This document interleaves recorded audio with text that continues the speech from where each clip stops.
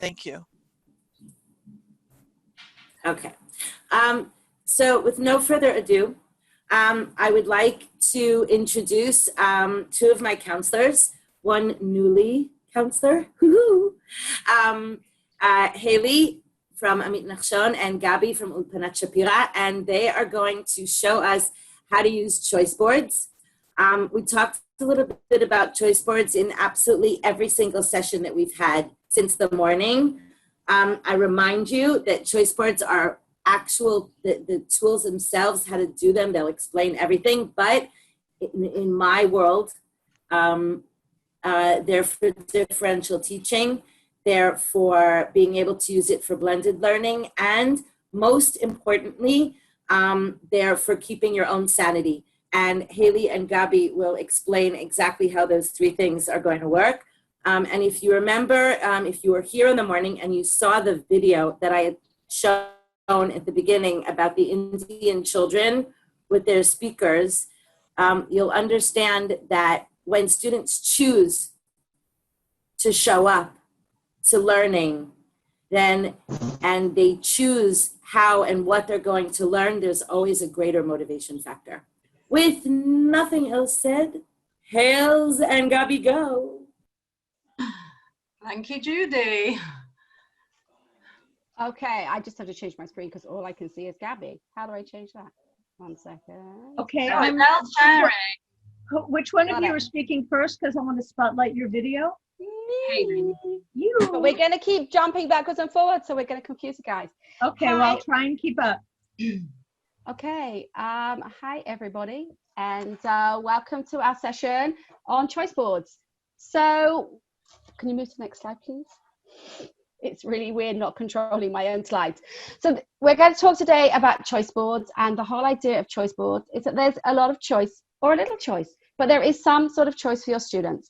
If you look at this choice board here, it just has 3 options on it. But we're going to talk today about choice boards that have 3, 4, 5, 6, 7 and plus options. Gabi's going to start and talk a little bit to begin with about the hows and the whys. And then we're going to show you lots of examples. It's important at this point just to say that choice boards can be digital and not digital. We understand that a lot of your schools, students are going to be in school and they're not going to have computers and phones. It depends on your schools.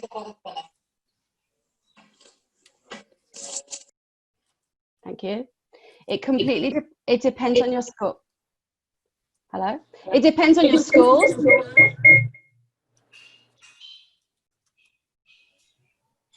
Adele, can you mute Sandra, please? No? Okay, I'll keep trying. Where was I? Oh, so yeah, choice boards we were talking about could be digital and non-digital, and we're going to show you examples of each. The idea of this session is not to teach you how to make a choice board, but you'll see later I've added in videos for you to be able to watch them as many times in slow motion as you like until you've got it down pat. Next slide, please. Okay, so the reason why we wanted to show you different choice boards are many, and we're going to go through the reasons which are on this slide. First of all, as Judy just said, it enables us to teach differential learning. Now that means that we can have a choice board with different activities, and let's say we did our honors mapping test, which we spoke about in the first session. We can see which area each student needs his strengthening, what he needs us to be working on. So we can have a choice board in which we actually tell the children or students what activity they should be doing on the choice board, and this enables differential learning. It means that we have prepared, in fact, however many activities are on the choice board, it can be between 3 and 9 about, and each space on the choice board will have a different activity, and it will cater for the different students. It also caters for different learning styles, and we're going to show that in the examples which will follow. Different learning styles means that some students prefer something visual and others prefer writing and some creative. So on one choice board, which can be on one particular subject or topic, we can have all different types of learning styles, and the student himself can make the choice that he wants to make. So in fact, we're talking about choices, which is definitely an important life skill which a child has to have. But we're talking about a child's the student's choice, but also the teacher's choice. I can choose what to tell the student to actually go and work on, and the student can also be told, go and choose 2 or 3 activities which you have to do by such and such a time. Another life skill which we believe is given when we give the students choice boards is responsibility. They have to take responsibility for their own studies. They have to choose what they want to do it, hand it in by a certain time, and in fact, they're responsible for their learning. And it also, of course, straight after responsibility, the next thing which it gives them is independent learning. I'm going to be using choice boards this year for a lot of my online teaching, where the students will be working independently, and hence they will also have to deal with their time management, which is definitely a life skill which we all need to know how to manage your own time. So if they're given a certain amount of tasks to do, they have to know how and when, and to juggle it and to understand what they're going to do. Adele, next slide. Okay, so when we have blended learning, we can actually be doing it in very many formats. A choice board can be given as an individual piece of work. They each have to give in a piece of work, which they either chose or I chose for them, depending on the choice board. It can be done in pairs or in group work. It depends however you design your choice board. Again, the choice board can be for a daily activity, which they are doing in class or at home. A choice board, which I have actually designed, I'm going to show you later, is for a weekly activity where they have to choose 2 activities by the end of the week, which they will do and hand in. Or it can be a long-term activity, which also we're going to present later. And it can be in a very varied, for many different types of learning, for revision, for a project, extra work, writing activities, and blow away. You can just think of as many things as you want and put them into a choice board according to what you're doing in your curriculum. Adele, let's continue. Okay, Hayley. Okay, so we talked about, at the beginning, I talked about the idea of having digital and or non-digital choice boards. So what I have here, from this point on, we're giving you examples. The idea is some of these are templates that Hayley, just a second. Someone just wrote in the chat that they don't know what a choice board is. So just everyone, you'll see what a choice board is in just a minute. Hayley's going to show you an example. Okay? Okay, yeah. Okay, yeah. So let me just take a step back then so that everybody's get together with me. The idea of a choice board is giving your students, it could be for one student, a group of students, or for a whole class of students, a varied number of activities that you've decided how many you want to give them. So it could be, as Gabi said, for one lesson, you've prepared 3 or 4 different activities that could be differential at different levels, or they could be differentiated at the different types. One could be a writing activity, one could be a vocabulary activity, for example. And the students make a choice. They decide which activities they want to do. Now, it could be that you say to your students, okay, I would like you to choose 3 out of these 6 activities. It could be that you say to your students, I'd like you to do activity 1, 2, and 3, and then choose 1 more from the remaining activities. Again, it's choice for you and choice for them. To go back to what Judy said about keeping you sane, the idea is you've prepared this material, which you would have prepared anyway, up front. You've shared it with them up front, and then you can take a step back while they get on with it, and you can be there to help them one-on-one, whether it be digitally or in class. So I hope that's maybe set a little bit more of a picture before we go on to look at this. So if you have it on the screen in front of you now, these are non-digital choice boards. Looks like, for example, a bingo page that you would have on a piece of paper. Okay, these templates enable you for them to, if you look at the side where they're green, there's 19 different templates here. You don't need to open them, Adele. They're linked for you to open, and you can go in and you can just put your activity, write your activity. Either you can do it on Word or you can do it on Google Slides, and you can add your activity to each individual board. You can cut them down and make them smaller as well. The other side is Whoever's sharing, can you make the screen a little bit bigger so they can see more of the print, please? No. No. They have to move their pictures aside so they see more of the screen and less of the people. And the print and what it says on there isn't important. She's just showing what it looks like. That you don't have to see. You'll click on it, you'll get into it later. Okay. The tic-tac-toe is, you can take it from here. It's editable. You can copy it later when you get the slides. The tic-tac-toe gives you examples of different activities that somebody else has put already together for you to think, for you to get an idea, so you're not thinking from the beginning if you don't want to. Okay, so again, these are non-digital. You would either send them to your students, you would print them for your students, however you want to get them to your students. But again, oh, somebody's clicked onto it for me. Yeah, so I just opened it up. This is what you see when you get it. And you make your own template when it opens, and you just fill it in. So I'm going to go back to the... These are the idea I've shared these with you is to show you that you can print them or just send them to your students as a picture, and that they don't need to be working from these with a computer or a phone in front of them. All right, can I have the next slide, please? Okay, so Hayley just showed the non-interactive choice boards. There's a range of tic-tac-toe which you can print. Wait, I'm going to mute everybody, then okay, unmute yourself, Gabi. Okay, can you hear me? Yeah. Yeah. Okay, so Hayley just showed us different templates of non-interactive choice boards, but what we're going to do now for the rest of the slideshow is show you different slide boards which we have designed for the new year, which we used at the end of last year. And I just want to say that in this slideshow, if you click on every choice board, which we'll go through, it will open up and you will have a template, so you can just use the template which we have used here. And at the end of the slideshow, I saw that Annette asked a question in the chat. We will also have YouTube videos and other templates which will explain and which you can also use for your preparation for next year. So Adele, can you click into the choice board? No.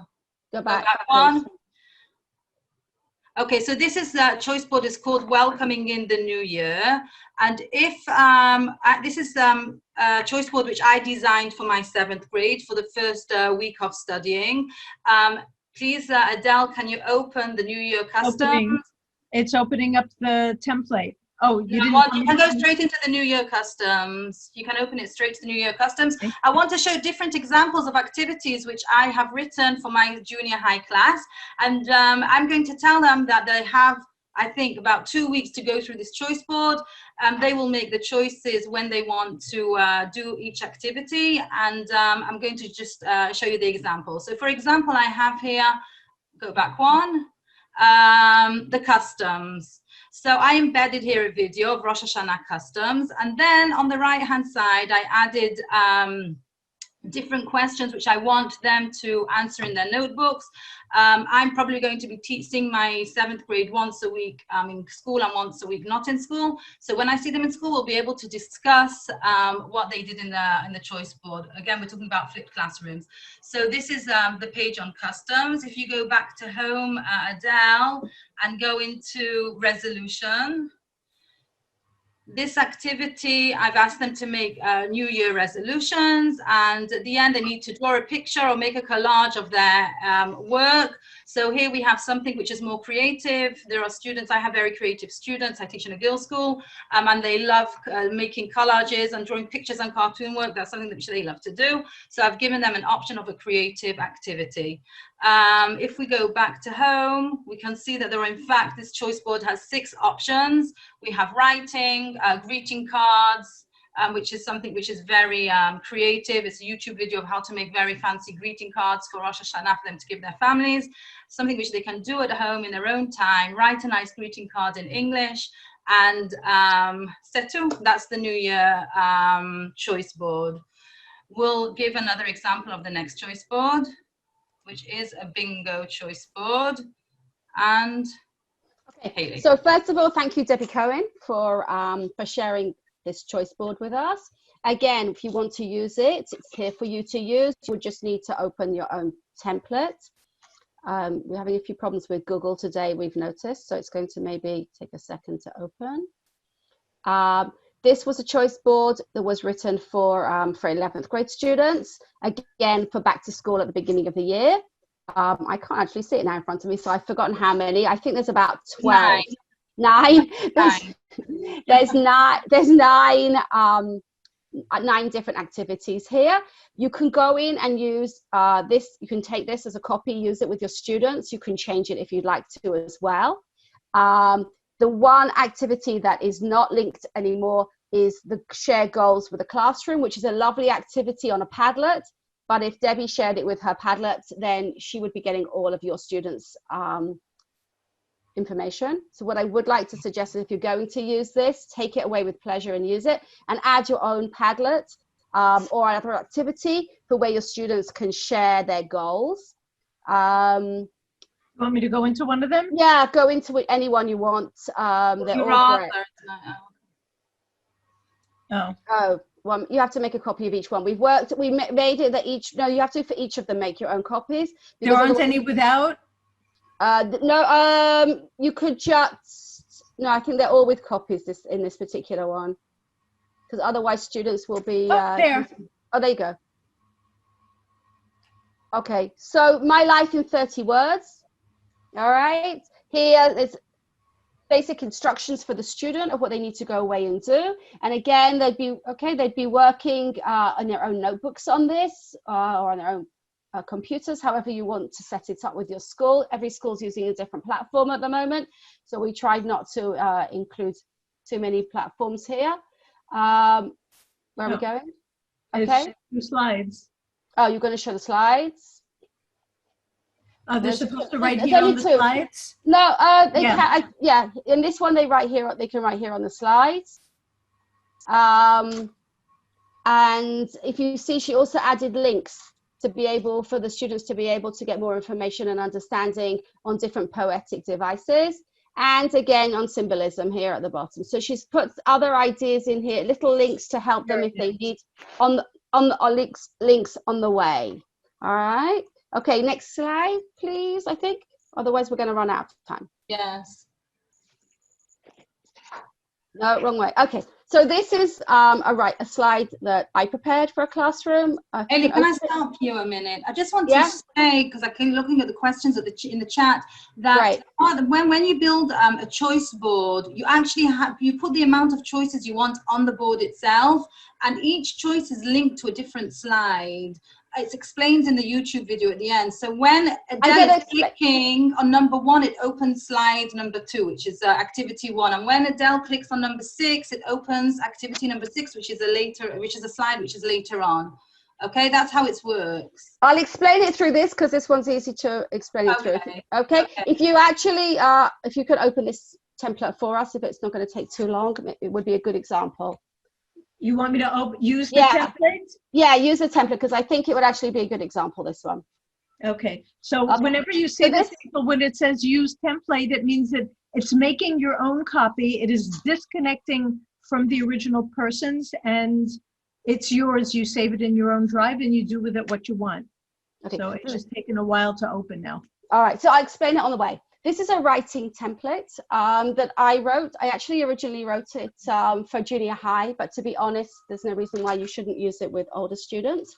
When the students open it, they open again like this, their own template, and then they'll have their own because they're going to write their answers here. Each student's going to write their own individual answers on their own choice board in this case. So for example, maybe it's not worth trying it's to not open. Opening if you want to. All right, so just open. Okay, so open on number 1 as an example. Okay, so this is activity 1. Activity 1 is a creative activity where students write about a ghost that lives in their neighborhood, something just cute and fun. If you click on go here, please, to write your story here, the students would go here to actually write their answers. So this is where they're going to write their story. And then when they're done, they would press go back. Go back takes them back to the original choice board so they can choose something else. Right. For example, though, let's just go into 3 for a second. I've read number 3. I've had a look at it.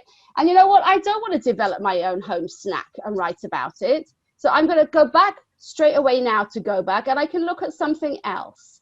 So the idea here was, and it's in most of the choice boards, but not all of them, that once a student's in an activity, they don't just get lost and not know how to find their way back. There's actually a little square to click back on. And if you use some of the templates that we've shown you later on that we prepared, I did not make this template. I am not this clever. This is pre-prepared, and I just used a template and I've added it later. If you use these templates, all of these little tweaks are there for you. Okay, so you're not reinventing the wheel on how to put together practically the choice board. Okay, you're really just putting your ideas in and your class's work in, which makes it a lot more easier. A lot easier. Let me say a lot easier. Okay, I think let's move on. Yeah, let's move on.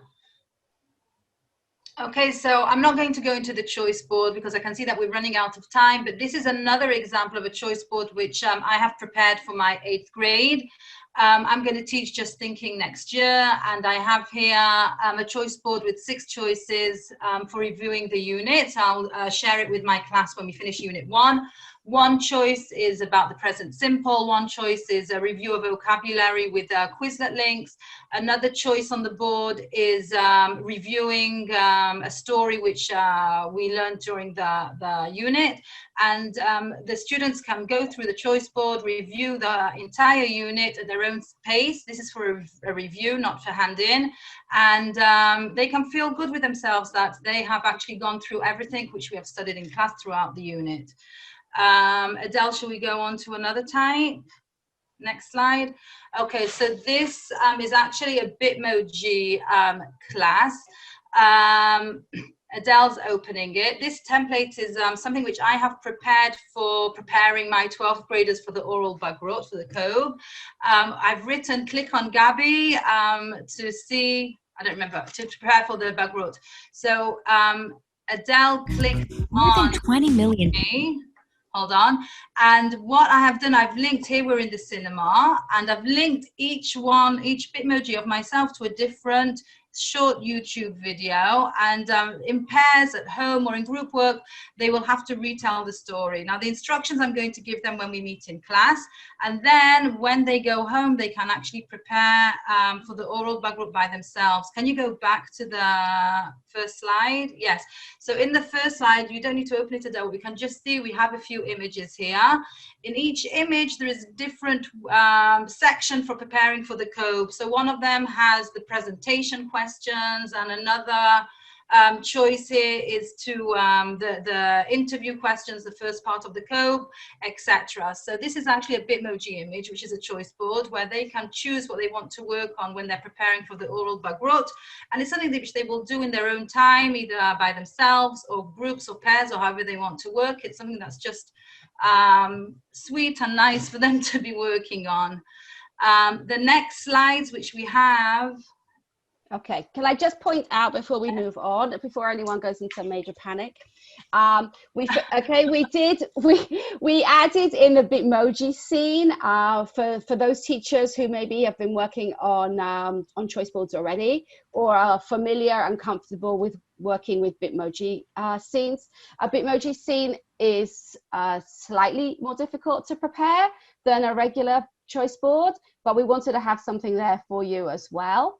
The next 4 slides are all for you to take away and look at in your own time. So here are 2 of the templates we use today, and the third choice boards and games link in the middle. These are links to them. The third link in the middle links you to maybe like another 6 or 7 templates that you'll be able to go through in your own time that maybe just look better for your classroom. They're the ones we've chosen. Okay, and we're out of time, so take another minute or 2 to wrap up, please. Fine. Okay, we're going to wrap up. Can you just go through the next 2-3 slides? I'll just explain what they are. Thank you. Here, there are 2 different versions here on how to make your own choice board, digital choice boards I'm talking about. Number 1 is a twangy lady, we call her, and the second one is somebody else. If you follow them step by step, That's what they're there for. And this nice lady here shows you how to make a Bitmoji choice board if you fancy going down that road. And that's it. And we're That's done. all, folks. That's a really good video.